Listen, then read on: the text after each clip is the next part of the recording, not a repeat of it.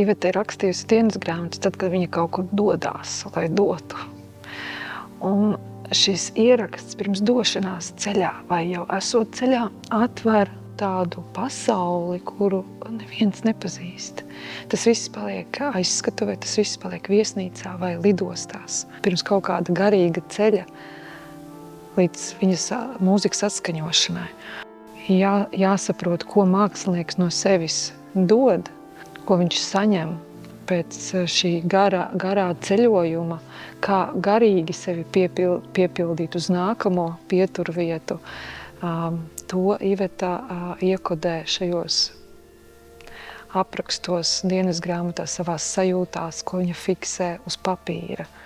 Es padodos vairāk sajūtam, iekšēm viss nāk no sirds un dvēseles. Tanī brīdī, kā es jūtu, es uzticos savai iekšēji būtībai un virzos tādā virzienā, kur man tieši grūž tas impulss.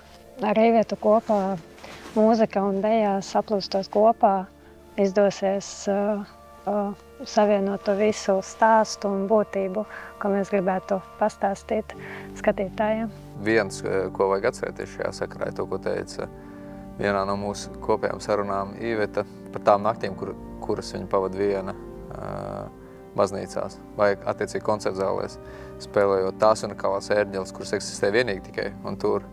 Jā, tas ir dodoties uz tādu telpu, kurā tu esi viens pats ar sevi, kas reizē ļoti sakrāli.